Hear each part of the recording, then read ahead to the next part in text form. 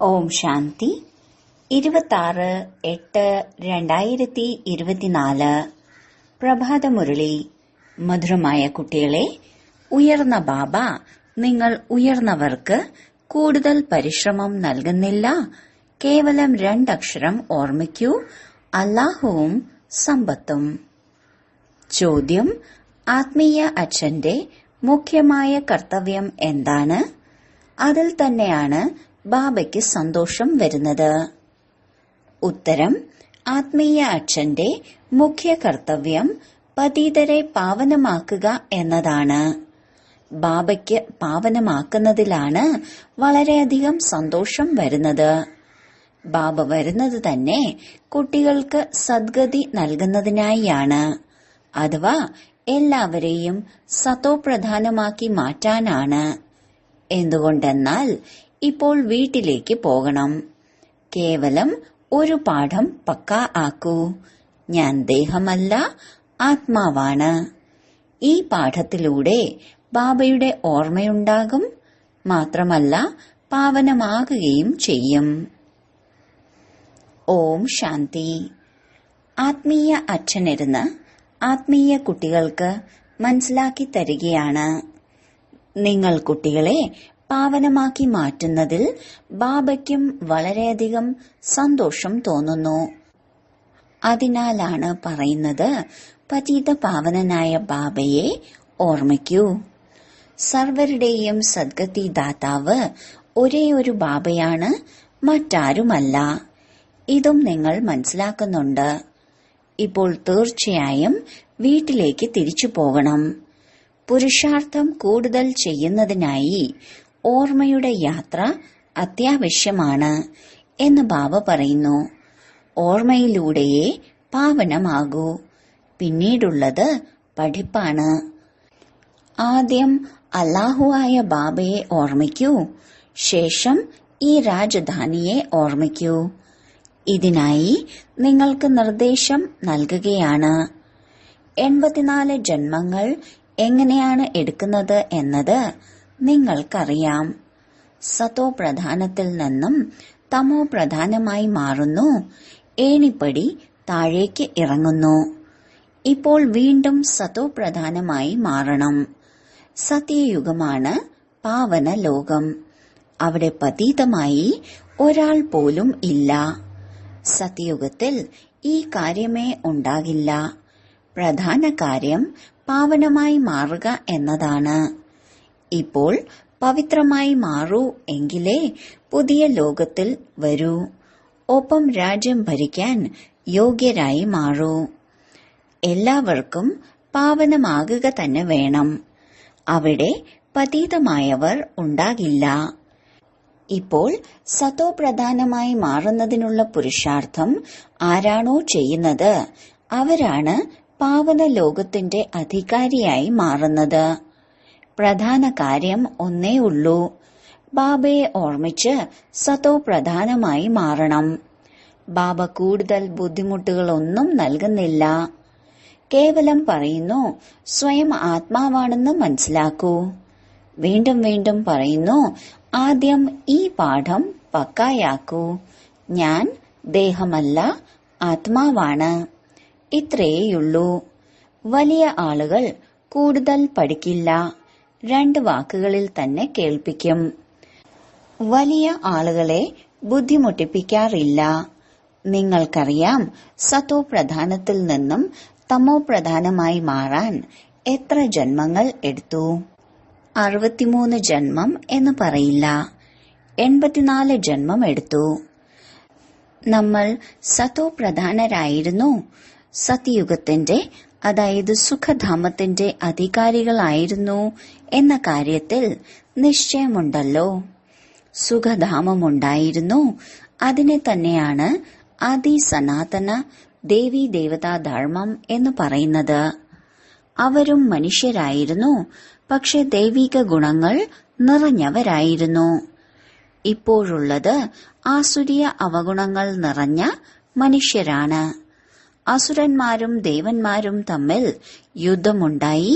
അതിനുശേഷം ദേവതകളുടെ രാജ്യം സ്ഥാപിക്കപ്പെട്ടു എന്ന് ശാസ്ത്രങ്ങളിൽ എഴുതി വച്ചിട്ടുണ്ട്. ബാബ ഇക്കാര്യം മനസ്സിലാക്കി തരികയാണ്. നിങ്ങൾ ആദ്യം അസുരന്മാരായിരുന്നു. ബാബ വന്ന് ബ്രാഹ്മണനാക്കി മാറ്റി. ബ്രാഹ്മണനിൽ നിന്ന് ദേവതയായി മാറുന്നതിനുള്ള യുക്തി പറഞ്ഞു തന്നു. അല്ലാതെ അസുരന്മാരും ദേവന്മാരും തമ്മിൽ യുദ്ധമൊന്നും ഉണ്ടായിട്ടില്ല. അഹിംസോ പരമോ ധർമ്മം എന്നാണ് ദേവതകളെ കുറിച്ച് പറയുന്നത്. ദേവതകൾ എപ്പോഴെങ്കിലും യുദ്ധം ചെയ്യുമോ? ഹിംസയുടെ കാര്യം ഉണ്ടാകില്ല. സത്യുഗത്തിലെ ദൈവിക രാജ്യത്തിൽ യുദ്ധം എവിടെ നിന്ന് വന്നു? സത്യുഗത്തിലെ ദേവതകൾ ഇവിടെ വന്ന് അസുരന്മാരുമായി യുദ്ധം ചെയ്യുമോ? അതോ അസുരന്മാർ അവിടെ ദേവതകളുടെ അടുത്ത് ചെന്ന് യുദ്ധം ചെയ്യുമോ? സാധ്യമല്ല. ഇത് പഴയ ലോകമാണ്. എന്നാൽ അത് പുതിയ ലോകമാണ്. പിന്നെ യുദ്ധം എങ്ങനെ ഉണ്ടാകും? ഭക്തിമാർഗത്തിൽ എന്ത് കേട്ടാലും അത് സത്യമാണ്, സത്യമാണ് എന്ന് പറയും. ആരുടെയും ബുദ്ധി പോകുന്നില്ല.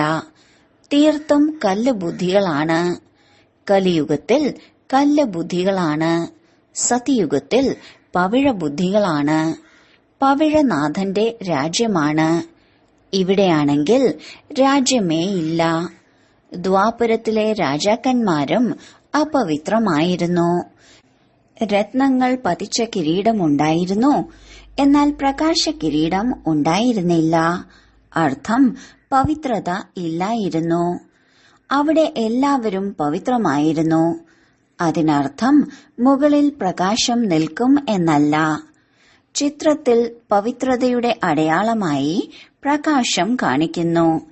ഈ സമയം നിങ്ങളും പവിത്രമായി മാറുകയാണ്. നിങ്ങളുടെ പ്രകാശം എവിടെയാണ്?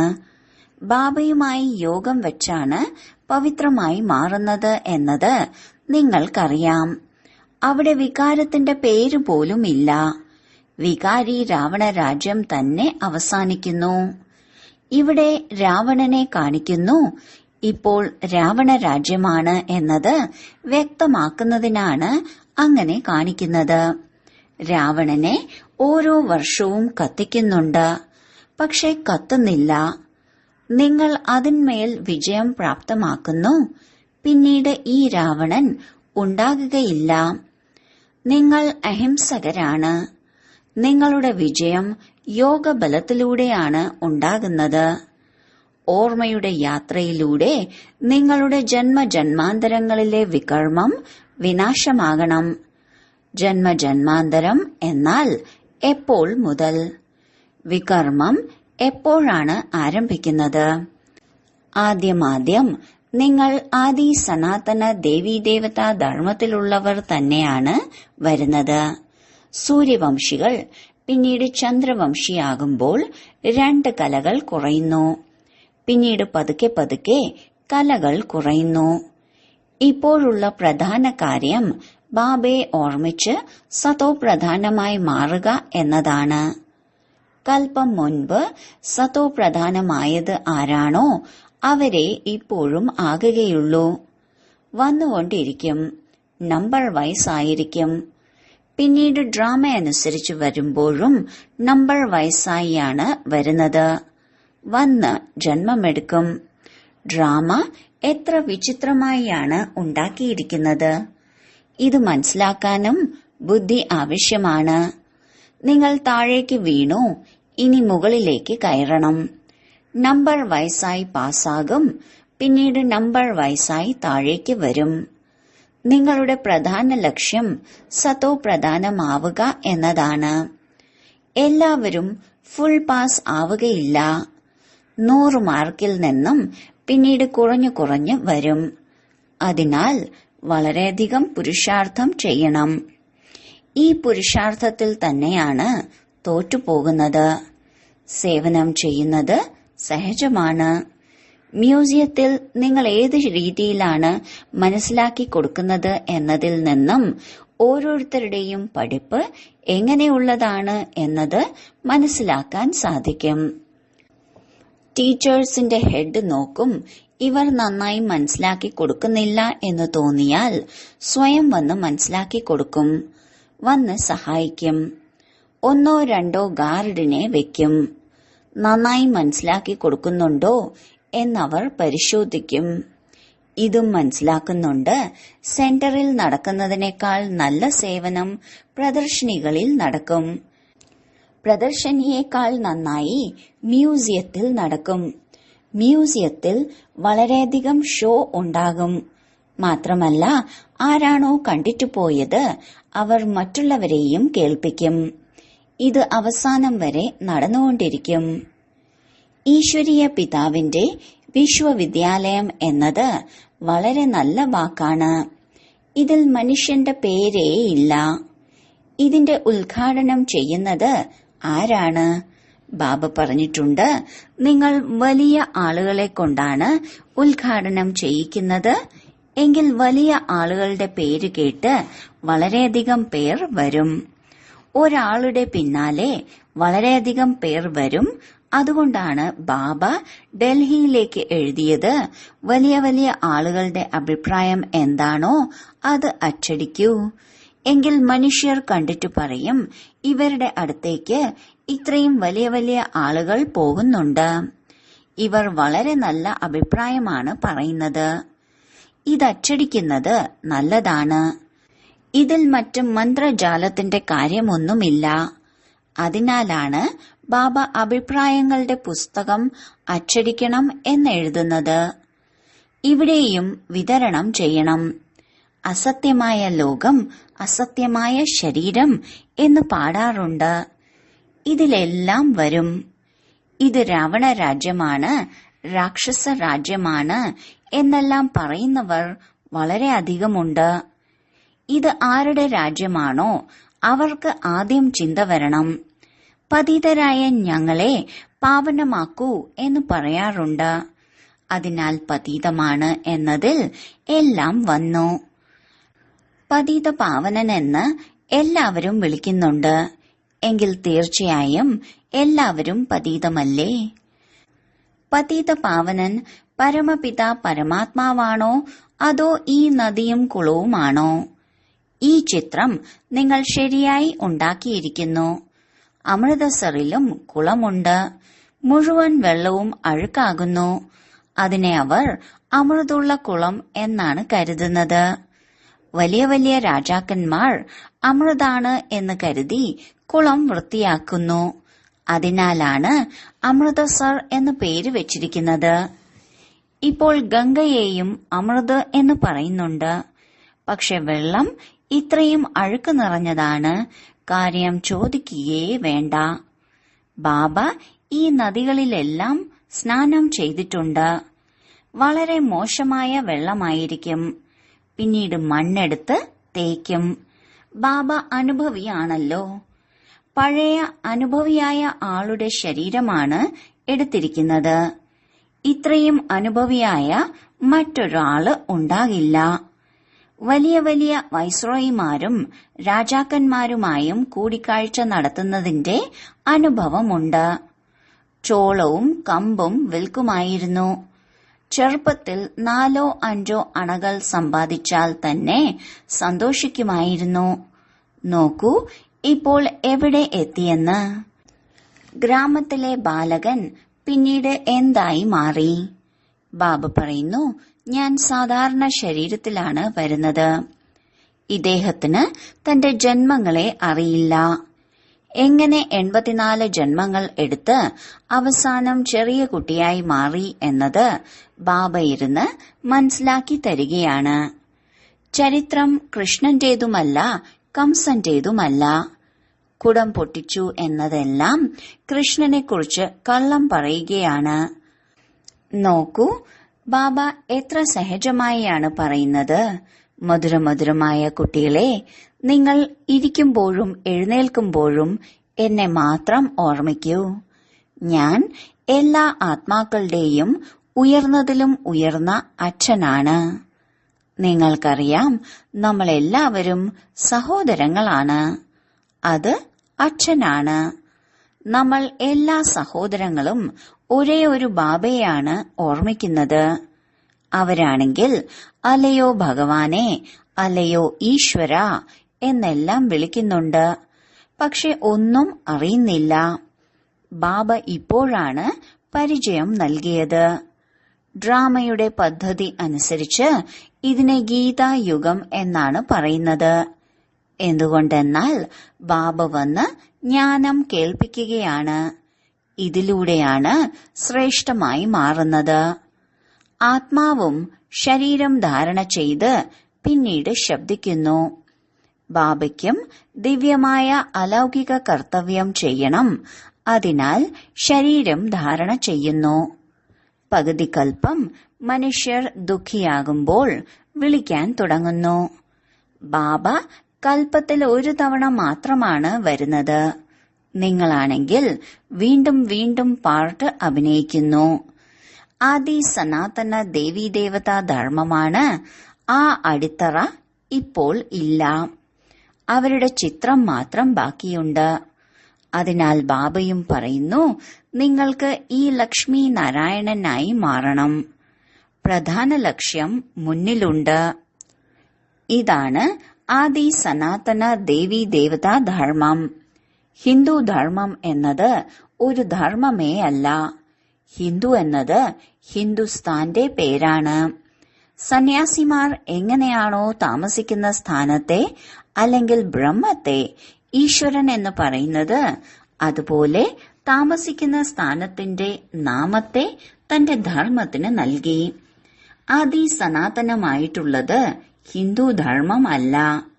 ഹിന്ദുക്കൾ ദേവതകൾക്ക് മുന്നിൽ ചെന്ന് നമിക്കുന്നു, മഹിമ പാടുന്നു. ആരാണോ ദേവതയായിരുന്നത് അവർ തന്നെയാണ് ഹിന്ദുക്കളായത്. ധർമ്മഭ്രഷ്ടരും കർമ്മഭ്രഷ്ടരുമായി മാറി. ബാക്കി എല്ലാ ധർമ്മങ്ങളും നിൽക്കുന്നുണ്ട്. ഈ ദേവതാ ധർമ്മം മാത്രം ലോപിച്ചു പോയി. നിങ്ങൾ തന്നെയാണ് പൂജ്യരായിരുന്നത്. പിന്നീട് പൂജാരിയായി മാറി ദേവതകളുടെ പൂജ ചെയ്യുന്നു. എത്ര മനസ്സിലാക്കി തരേണ്ടി വരുന്നു? കൃഷ്ണനെക്കുറിച്ചും എത്ര മനസ്സിലാക്കി തരുന്നു? അവർ സ്വർഗത്തിലെ ആദ്യ രാജകുമാരനായിരുന്നു എങ്കിൽ ഇപ്പോൾ 84 ജന്മം ആരംഭിക്കുന്നതും അവരിൽ നിന്നായിരിക്കും. ബാബ പറയുന്നു, വളരെയധികം ജന്മങ്ങളുടെ അന്തിമ ജന്മത്തിലെയും അന്തിമ സമയത്താണ് ഞാൻ ഇദ്ദേഹത്തിൽ പ്രവേശിക്കുന്നത്. അപ്പോൾ ഇദ്ദേഹത്തിന്റെ കണക്കും തീർച്ചയായും പറയുമല്ലോ. ഈ ലക്ഷ്മി നാരായണന്മാർ തന്നെയാണ് ആദ്യ നമ്പറിൽ വന്നത്. അതിനാൽ ആരാണോ ആദ്യമുണ്ടായിരുന്നത് അവർ തന്നെയാണ് അവസാനവും ഉണ്ടാകുക. ഒരു കൃഷ്ണൻ മാത്രമല്ല ഉണ്ടായിരുന്നത്. ഒരുപാട് പേർ വിഷ്ണു വംശത്തിൽ ഉണ്ടായിരുന്നു. ഈ കാര്യങ്ങൾ നിങ്ങൾക്ക് നല്ല രീതിയിൽ അറിയാം. ഇത് പിന്നീട് മറന്നുപോകരുത്. ഇപ്പോൾ മ്യൂസിയങ്ങൾ തുറക്കുന്നുണ്ട്. ഇനിയും ഒരുപാട് തുറക്കും. വളരെയധികം പേർ വരും. ക്ഷേത്രങ്ങളിൽ ചെന്ന് നമസ്കരിക്കുന്നില്ലേ? അതുപോലെ നിങ്ങളുടെ അടുത്തും ലക്ഷ്മി നാരായണന്റെ ചിത്രങ്ങൾ കാണുമ്പോൾ ഭക്തർ ആ ചിത്രത്തിനു മുന്നിൽ പൈസ വയ്ക്കും. നിങ്ങൾ പറയുന്നു, ഇവിടെയുള്ളത് മനസ്സിലാക്കേണ്ട കാര്യമാണ്, അല്ലാതെ പൈസ വയ്ക്കേണ്ട കാര്യമല്ല. ഇപ്പോൾ ശിവക്ഷേത്രത്തിലേക്ക് പോവുകയാണെങ്കിൽ നിങ്ങൾ പൈസ വയ്ക്കുമോ? നിങ്ങൾ പോകുന്നത് മനസ്സിലാക്കി കൊടുക്കണം എന്ന ലക്ഷ്യത്തോടെയാണ്. എന്തെന്നാൽ നിങ്ങൾക്ക് എല്ലാവരുടെയും ജീവിതകഥ അറിയാം. ക്ഷേത്രങ്ങൾ ഒരുപാടുണ്ട്. മുഖ്യമായത് ശിവക്ഷേത്രമാണ്. അവിടെ മറ്റുള്ള മൂർത്തികൾ എന്തുകൊണ്ടാണ് വെക്കുന്നത്? എല്ലാവരുടെയും മുന്നിൽ പൈസ വയ്ക്കുകയാണെങ്കിൽ വരുമാനം ഉണ്ടാകും. അപ്പോൾ അതിനെ ശിവക്ഷേത്രം എന്ന് പറയുമോ, അതോ ശിവഭഗവാന്റെ കുടുംബസമേതമുള്ള ക്ഷേത്രം എന്ന് പറയുമോ? ശിവബാബയാണ് ഈ കുടുംബം സ്ഥാപിച്ചത്. നിങ്ങൾ ബ്രാഹ്മണരുടേതാണ് സത്യമായ പരിവാരം. ശിവബാബയുടെ കുടുംബം സാളിഗ്രാമമാണ്. പിന്നീട് നമ്മൾ സഹോദരീ സഹോദരങ്ങളുടെ പരിവാരമായി മാറുന്നു.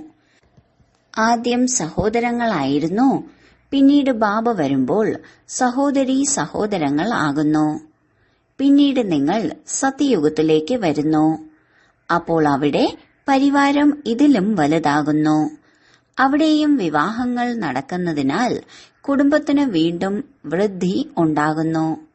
വീട്ടിൽ അഥവാ ശാന്തിധാമത്തിൽ ഇരിക്കുമ്പോൾ നമ്മൾ സഹോദരങ്ങളും ഒരേ ഒരു ബാബയും. പിന്നീട് ഇവിടെ പ്രജാപിത ബ്രഹ്മാവിന്റെ സന്താനങ്ങൾ സഹോദരീ സഹോദരങ്ങളാണ്. മറ്റൊരു ബന്ധവുമില്ല. പിന്നീട് രാവണ രാജ്യത്തിൽ വളരെയധികം വൃദ്ധി ഉണ്ടാകുന്നു. ബാബ എല്ലാ രഹസ്യങ്ങളും മനസ്സിലാക്കി തന്നുകൊണ്ടിരിക്കുന്നു. എന്നിട്ട് പറയുന്നു, മധുരമധുരമായ കുട്ടികളെ, ബാബയെ ഓർമ്മിക്കൂ. എങ്കിൽ ജന്മജന്മാന്തരങ്ങളിലെ പാപങ്ങളുടെ ഭാരം തലയിൽ നിന്ന് ഇറങ്ങും. പഠിപ്പിലൂടെ പാപം മുറിയില്ല. ബാബയുടെ ഓർമ്മയാണ് മുഖ്യം. ശരി, വളരെ കാലത്തെ വേർപാടിന് ശേഷം തിരികെ കിട്ടിയ മധുരമധുരമായ ഓമന സന്താനങ്ങൾക്ക് മാതാവും പിതാവുമായ ബാബ്ദാദയുടെ സ്നേഹസ്മരണകളും സുപ്രഭാതവും. ആത്മീയ അച്ഛന്റെ ആത്മീയ കുട്ടികൾക്ക് നമസ്കാരം. ധാരണയ്ക്കുള്ള മുഖ്യസാരം: 1. ഫുൾ മാർക്കോടെ പാസ്സാകുന്നതിനായി തന്റെ ബുദ്ധിയെ സതോപ്രധാനവും പവിഴവുമാക്കി മാറ്റണം. സങ്കുചിത ബുദ്ധിയിൽ നിന്നും വിശാല ബുദ്ധിയുള്ളവരായി മാറി ഡ്രാമയുടെ വിചിത്ര രഹസ്യത്തെ മനസ്സിലാക്കണം. 2. ഇപ്പോൾ ബാബയ്ക്ക് സമാനം ദിവ്യവും അലൗകികവുമായ കർമ്മം ചെയ്യണം. ഡബിൾ അഹിംസകരായി മാറി യോഗബലത്തിലൂടെ തന്റെ വികർമ്മങ്ങളെ വിനാശമാക്കണം. വരദാനം: കർമ്മത്തിന്റെയും യോഗത്തിന്റെയും ബാലൻസിലൂടെ ബ്ലെസ്സിങ്ങിന്റെ, അതായത് ആശീർവാദം അനുഭവം ചെയ്യുന്ന കർമ്മയോഗിയായി ഭവിക്കട്ടെ. കർമ്മയോഗി അർത്ഥം ഓരോ കർമ്മവും യോഗയുക്തം. കർമ്മയോഗി ആത്മാവ് സദാ കർമ്മത്തിന്റെയും യോഗത്തിന്റെയും ബാലൻസ് വെക്കുന്നവരായിരിക്കും. കർമ്മവും യോഗവും ബാലൻസ് ആകുന്നതിലൂടെ ഓരോ കർമ്മത്തിലും ബാബയിലൂടെയുള്ള ആശീർവാദം ലഭിക്കുമെന്ന് മാത്രമല്ല, ആരുടെയെല്ലാം സംബന്ധ സമ്പർക്കത്തിലേക്ക് വരുന്നുവോ അവരുടെയെല്ലാം ആശീർവാദവും ലഭിക്കുന്നു. ഏതെങ്കിലും നല്ല കാര്യം ചെയ്യുകയാണെങ്കിൽ ഹൃദയത്തിൽ നിന്ന് അവരുടെ എല്ലാം ആശീർവാദങ്ങൾ ലഭിക്കുന്നു. വളരെ നല്ലത്, വളരെ നല്ലത് എന്ന് പറയുന്നത് തന്നെയാണ് ആശീർവാദം. സ്ലോഗൻ: സെക്കൻഡിൽ സങ്കല്പങ്ങളെ നിർത്തലാക്കാനുള്ള അഭ്യാസം തന്നെയാണ് കർമാതീത അവസ്ഥയെ സമീപത്തെത്തിക്കുന്നത്. ഓം ശാന്തി.